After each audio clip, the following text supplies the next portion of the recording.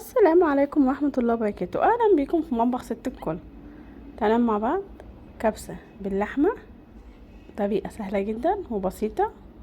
تعالوا نشوف طريقتنا. معانا هنا كيلو رز بسمتي، يعني 5 كوبايات رز. طبعا هتعملي على حسب عدد الافراد اللي هياكلوا. هضيف عليه مية مغلية وهسيبه نص ساعة منقوع في المية المغلية. تعالوا نعمل مع بعض سلطة الدقوس وهنخلي الرز منقوع. معانا 4 حبات طماطم وحبتين فلفل رومي اخضر وعودين كزبرة وفصين توم مفرومين.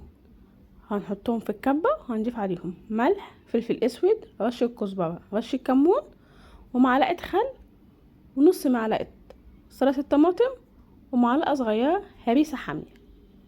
هنضيف ربع كوباية مية وهنضربهم كويس جدا. بعد ما ضربتهم في الكبة بقوا بالشكل ده زي ما احنا شايفين كده. الدقوس جاهزة معانا، سهلة وبسيطة جدا. هنحطها في التلاجة. تعالوا نعمل مع بعض الكبسة بتاعتنا. معانا معلقتين كبار زيت. معانا هنا بقى التوابل بتاعتنا. اهم حاجة مكعبين مرقة، ملح، فلفل اسود، لومي ناشف، ورق لورا، عود قرفة خشب. معانا حبوب فلفل اسود، حبهان مستكة، معلقتين كبار بهارات كبسة، وربع معلقة صغيرة كركم. كل المكونات دي هننزل بيها على معلقتين الزيت وهنشوحهم لحد ما ريحة البهارات تطلع. بعد كده معانا بصلة متقطعة قطع صغيرة هنشوحها مع البهارات، وهننزل باللحمة المسلوقة. معانا لحمة مسلوقة عادي خالص ومستوية سوا كامل. هنشوحها مع البهارات شوية.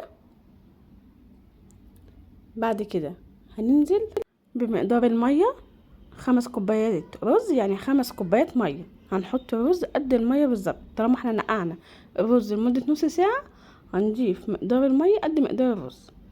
هنسيب المية تغلي كويس.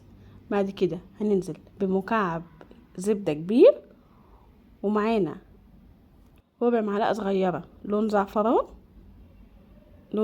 الاصفر زي ما احنا شايفين هنضيفه.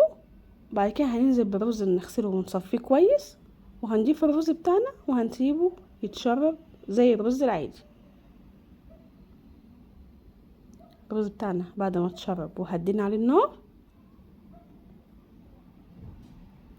هنقلبه زي ما احنا شايفين. الرز بتاعنا بيلمع وجميل. ما ننساش مكعب الزبدة هيفرق معانا جدا.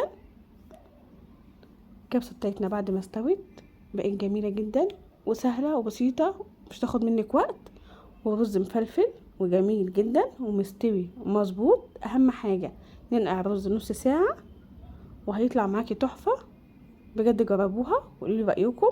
ولو اول مرة تشوفونا متنسوش تعملوا لايك وشير وسبسكرايب وفعلوا الجرس عشان يوصلكم كل جديد. واشوفكم فيديو جديد ووصفة جديدة من مطبخ ست الكل. والسلام عليكم ورحمة الله وبركاته.